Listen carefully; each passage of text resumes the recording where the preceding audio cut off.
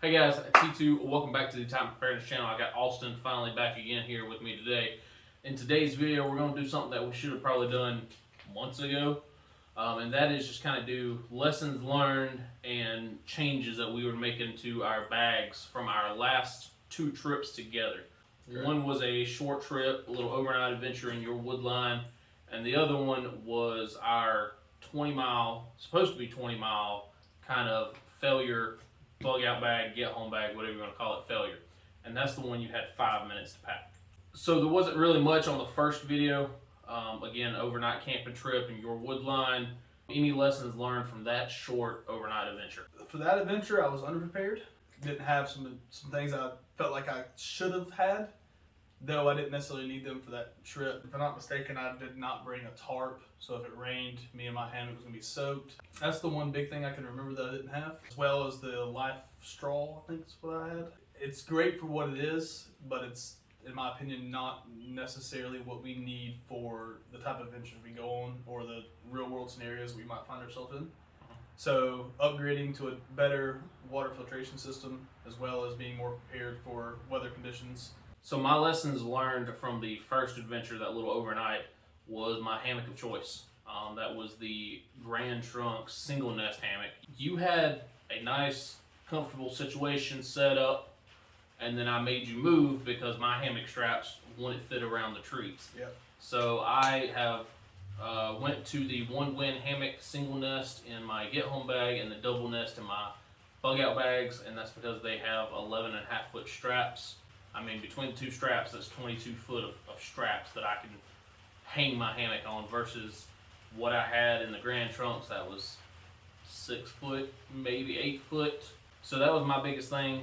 Watching you struggle with the life straw was pretty entertaining. I was like, dude, you're not going to like life straw. And he's like, I'm good. And then, yeah, I think you eventually got rid of it. So let's move on to the second adventure that we did together. Hopefully you can hear us. We had a little rain coming in and we're under a metal building. So our second adventure was supposed to be a 20-mile, 2-day hike. We were going to do 10 miles the first day, 10 miles the second day. The first 2 miles, 2.5 miles, you're going straight up a mountain. And it showed because we did it on the exact hottest day of the summer last year, 2021. It was miserable. We ended up only going 16 out of the 20 miles, and we'll talk about that in a minute. So lessons learned from that adventure, which you had the 5-minute time limit. One thing I learned is if you're not prepared, you're going to hurt each and every time. Like, you can have all the equipment, all the gear in the world you want shoved into a room, but if you don't have that bug out bag, that get out bag, whatever it is, if you don't have it packed for the time of the year it is for whatever you might encounter, you're going to struggle with it. The lessons I learned during that time was that, number one, I overpacked and brought things I did not need. It wore me out faster. I was carrying more weight than necessary. The bag I had, which didn't do terrible, still wasn't ideal for the situation. Because I had the time limit, I forgot a lot of things that I needed. Other things I forgot are simple things that you also, I believe, would probably forget, like fire source. Something to boil water or cook in. Toilet paper. Toilet paper. I think I did not bring a pot to cook in. I had my flashlight, but it was buried in the bottom of my bag, so that when I needed it, and my water source was buried in the bottom of my bag because it was so important. I wanted to make sure I got it first. All my water is down bottom because the most important thing, I wanted to grab it first, make sure I didn't forget it. So now that makes us stop what we're doing to go dig through this massive bag and try to find a bottle of water. So I had to pull everything out, get it out, and put everything back in. And it was just, it was a lot to take in at once with a time hack like that. And that's what you're going to experience in a real life situation. Like, you got to get up and go. Be more prepared for the things I need and not bring the unnecessary stuff is two of my biggest lessons learned. So a lot of people in the comment section were kind of discussing, well, why is he unpacked? Why does he have that time limit?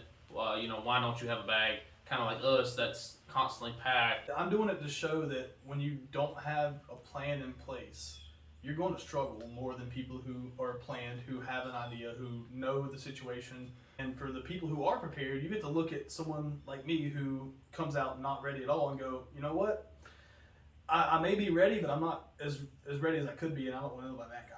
So of course you struggled as well on that second trip, pretty bad, as I remember. This was my worst trip, I ain't gonna lie, just because I got sick. I got waterlogged, I got sick. So yeah, it sucked. Humidity drained me. At that point, I was doing keto, and I was on keto for, we'll say, a couple weeks, couple months, whatever. And so carb-wise, there was nothing in my body to retain that water. Yes, I was still getting electrolytes. Yes, I was still hydrated, but it was pretty much going in and coming out. And so I was probably, I'd say about 6 liters in when I got sick that night. And it was all water. That's all that came up. For future trips, I do have more, I wouldn't say more carb heavy meals, but more carb heavy snacks. And so instead of just little Slim Jims in my pocket, I might have a pack of crackers or something to absorb that water a little more. I think I was on 6 liters and you were on like 2.5. And so I was more worried about him not getting hydrated when I was overhydrated. You guys want to see more actual footage of what we do at the campsite. So for future videos, we might hang out for a couple of hours and just kind of show off gear or show off, you know, sleep systems or, you know, whatever. And that's mostly for you guys that want to see that. Let's go over some upgrades that we've made to our bags, our water filters, whatever the case is. And yeah, let's go from there. I did upgrade my bag, not to mention the bag I was using wasn't designed for hiking or bug out situations necessarily. It's more just a cool tack bag. This is a 60 liter bag. It should help me a lot more to be able to carry the extra gear. So some of the features about this bag is that you do have the one big main pocket. You have little compartments on the outside here where you can store smaller stuff that you need to get to quickly. You have your sleep system pocket down here, which is what I would use it for, I guess. You have 2 water bottle pockets here on the side. That'll come in very handy compared to my old bag because I didn't have anything to hold water. My water was in my main pocket over here or in my hand, and neither one of those were very great in my opinion. You have 2 small pockets here for, you know, water filters, snacks, whatever you want to fill them with. Waistbands, which in a hiking situation, waistbands help a lot. Cinch that thing down, get that weight off your shoulders, put it on your hips if you need it. Sometimes you want it on your shoulders if your hips are sore, whatever the case is. Those will come in handy. And then down bottom, you have this nice little secret pouch, which will hold your waterproof bag that'll go over the top. And then you can also store stuff in there if you needed it. That's the new bag. Excited to try it out. And hopefully it'll do me better than the tactical bag that I had. So aside from the bag, the only other thing that I've gotten that I think is extremely helpful so far is the platypus bags and water filtration systems here. Both of these help Brian a lot. He wasn't necessarily having to dig through his stuff to get his water systems. You can clip this onto a belt loop on your side of your bag, whatever the case is, and it's always right there beside you. Mine, I had to dig through my bag. Not to mention with a life straw, you're having to suck out the water. After a 10-mile plus hike, you're already exhausted. You're tired. You don't want to have to sit there and suck on something. I do believe this is the better method, and I look forward to trying it out and seeing how well it does. So one of my biggest issues on the last trip was I was doing a summer loadout, so I used my Osprey Daylight 12, 15, 18 liter pack. The problem is I missed out on opportunities to pack better things. Didn't have socks, didn't have underwear because I didn't have room for them. I went down to Walmart and found this, which is a 30 liter outdoor products little bag. A little bit bigger than my green bag that I've been using. It's 30 liters. It has a little outside pocket right here that is snappable. Decent sized middle pocket. And then a big back pocket with a little like laptop holder. On the outside it does have 2 water bottle pockets. It's got the waist strap, it's got the chest strap. And so yes, it's more of a school book bag, but it can be used as a quick hiking bag. Now with this, I can put my socks and my underwear in it and not have to deal with chafing and not have to deal with blisters like I did on the last trip. Alright guys, so that was the pros, cons, lessons learned, and the upgrades for our systems. Again, we should have did this video months ago, but just trying to get together was one of the hardest things we've tried to do. So look forward to seeing Austin on more trips. We probably will be planning another 10-mile, 20-mile adventure. We're not sure yet. We're working on that, but we have all year to do it. Again, we'll be trying out your quick draw probably on the next trip or the next time we get together, see how well it works compared to other water filters. We'll be trying out your bag at some point in time. Sounds good. Make sure you comment down below, David, get involved. Comment, David, get involved. Get him in the woods. We'll have a threesome in the wood. No, we'll have A three-way hiking.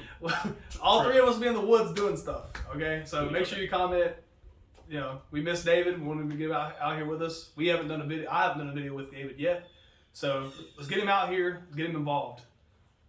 That's all we got for today's video. Again, like, comment, subscribe, and share. Get David involved somehow. We'll harass the hound out of him. If y'all do it too, it might help. So that's all we got for today. D2 out.